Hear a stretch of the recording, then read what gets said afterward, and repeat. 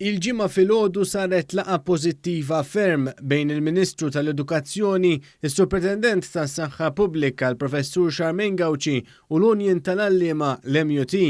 Fil-laqgħa ġew diskussi l-protokolli li ħejjew l-awtoritajiet tas-saħħa pubblika għal ftuħ tal-iskejjel f'Malta. Dawn il-protokolli se jiġu pubblikati fil-jiem li ġejjin sabiex isiru l-konsultazzjonijiet meħtieġa ma' numru ta' partijiet oħra involuti. Il-President tal-MUT Marco Bonnici stqar li l-Union tinsab sodisfatta bid-dialogu li hemm bħalissa u l-involviment tagħha fid-diskussjoni. L-importanti huwa li nkunu nafu eżattament x'inhu għaddej, li nagħtu l-input tagħna, li naraw dak l-input qiegħed jinstema' u minn dak il-lat ma nibda problema.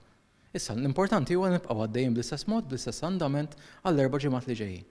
Il-Ministru tal-Edukazzjoni Owen Bonnici spjega kif il-Gvern huwa impenjat li jżomm id-diskussjonijiet għaddejjin mal-partijiet kollha konċernati sabiex il-protokolli mfassla jkunu ta' ġid għall-istudenti u l-edukaturi. Aħna kommessi li nkomplu niddialogaw mhux biss mal-MUT manka mal-stakeholders ewlenin u fil-fatt għandna numru ta' laqgħat skedat li se nkomplu għaddejjin bihom fil-jiem u fil-ġimgħat illi ġejjin. It-tnejn li ġej se ssir laqgħa bejn il-Ministri tal-Edukazzjoni u dawk tas-Saħħa tal-Istati Membri Ewropej flimkien mal-Għaqda Dinjija tas-Saħħa.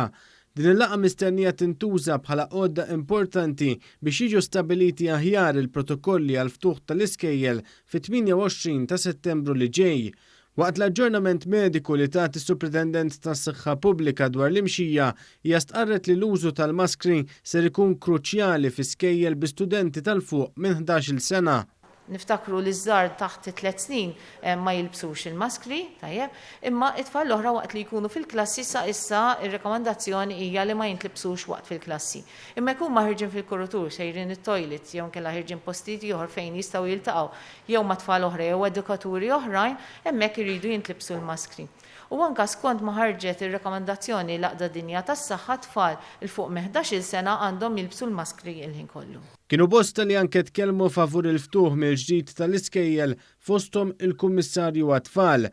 Pauline Micheli appellat sabiex jinfetħu l-iskejjel għall-istudenti f'Settembru bil-miżuri u l-prekawzjonijiet kollha kontra t-tixrid tal-COVID-19. Il-Kummissarju għat-tfal tkellmet dwar l-effetti negattivi li sofru minnhom it-tfal billi jibqgħu jirċievu l-edukazzjoni tagħhom imsakrin f'darhom minflok f'ambjent sigur fi skola.